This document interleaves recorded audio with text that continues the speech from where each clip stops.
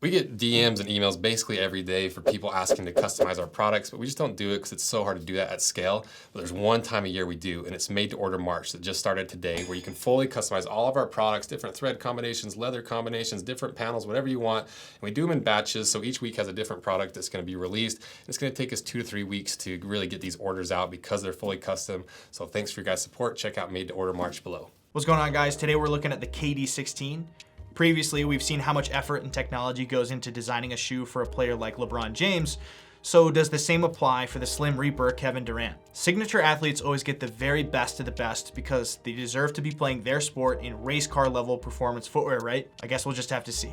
NBA player Kevin Durant has averaged 27.3 points, 7 rebounds, and 4.4 assists in 1,037 games. He's played in 13 All-Star games, won the Rookie of the Year award, 1 MVP award, 2 Finals MVP awards, and 2 NBA championships. Durant has proven that he's one of the NBA's best players, and how do his shoes hold up? Well, his contract with Nike was extended in 2014 for a 10-year, $300 million deal, proving Nike believes in Durant's name and his performance. Something interesting is that Durant seems to have always kept in mind the target market for his shoes, and he's consistently made them relatively more affordable as compared to other signature athletes models, like the LeBrons or the Jordans, going for upwards of $200 these days. Looking at the stats, Durant's signature shoes are consistently the second most worn by NBA players on a nightly basis, just behind Kobe's.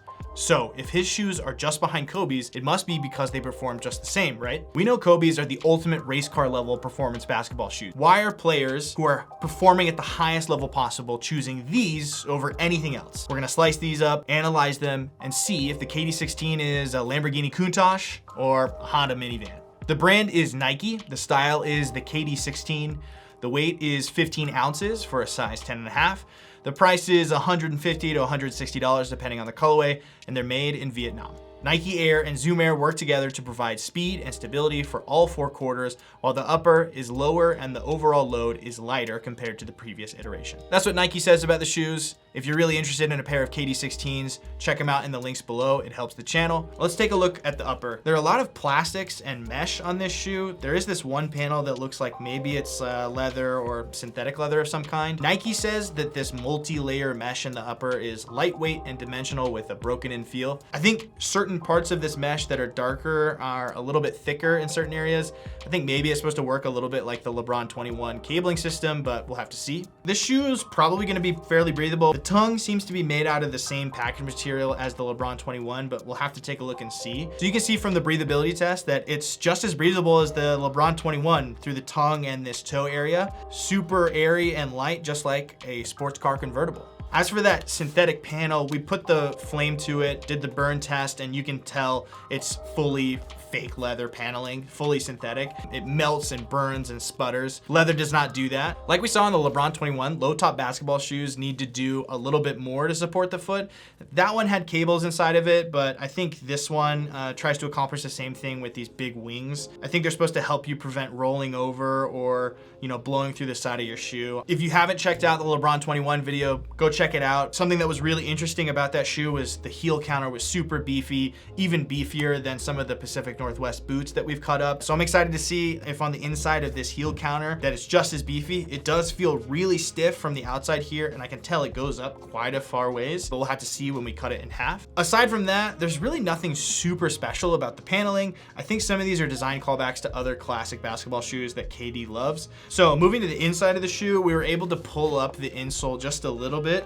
Let me see if I can get it in here. This has that pressure heat activated glue on it. You can tell the insole is nothing to write home about. It's not a molded insole. It's just a die cut piece of foam. You can see once you take the insole out, you're standing right on top of an air unit. So you're gonna feel that comfort, that squish immediately.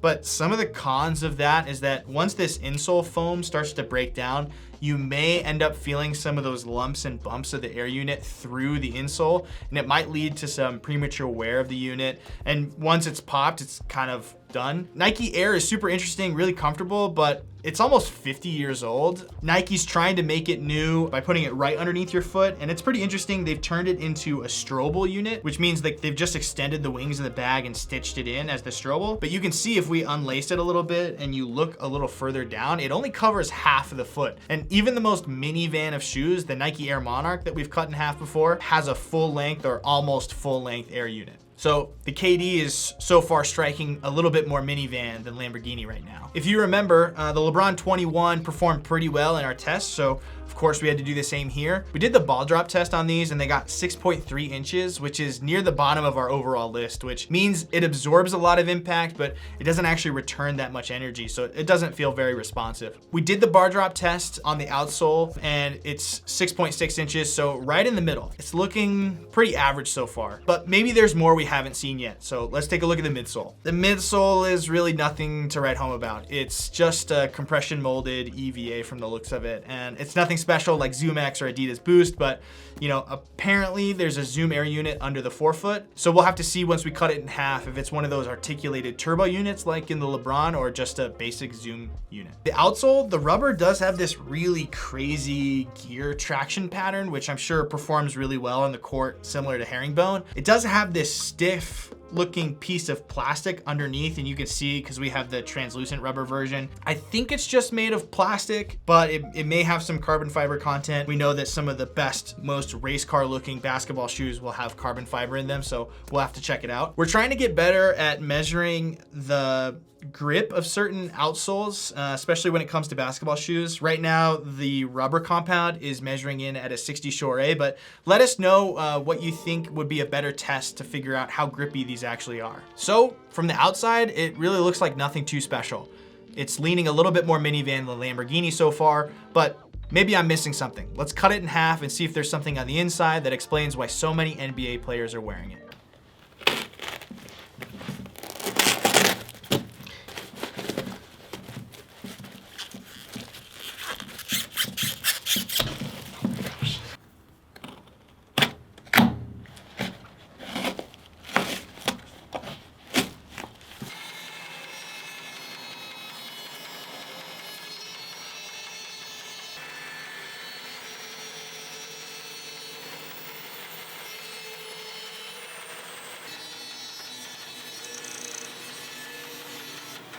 So let's take a look on the inside.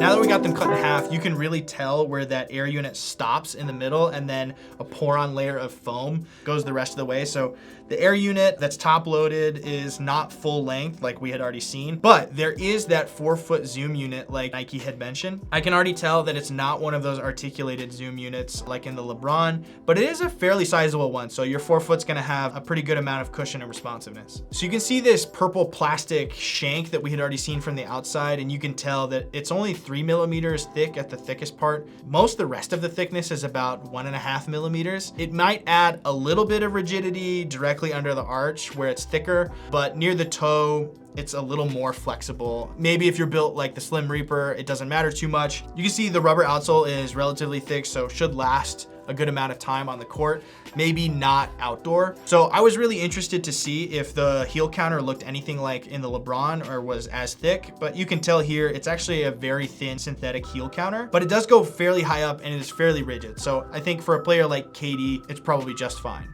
Other than some interesting paneling and some cool color and material finish choices, the shoe overall seems pretty boring. It's definitely not a Lamborghini like I was hoping or expecting. It seems more like a minivan, but it's a smooth ride, it's practical, and it gets the job done. Is it worth it for $150? Well, for NBA player signature shoes, it is pretty affordable. When I worked at Foot Locker, the KD and a few other Nike basketball models were always picked up by rec league and high school athletes. I think this is gonna be a solid, stable arrow in your quiver. I don't think you can go wrong. I think that also explains why so many NBA players are wearing it. You know, when you make something that has everything you need and nothing you don't, it really hits all the boxes that are the most important. It has traction, it has cushioning just enough, it has support just enough. I think that's what makes it a KD. If this is a Honda Odyssey, then when are we gonna review the Lamborghinis? Well, stay tuned. We have some Kobes and Hardens coming in, and we hope that those are seriously heavy hitters. Comment down below if you wanna see anything else, or if you'd like me to go into a deep dive on Rose Anvil 2 like I did for the LeBron 21. Thank you guys for commenting and looking at the LeBron shoe video. I really appreciate the feedback, and we'll see you guys soon. Peace.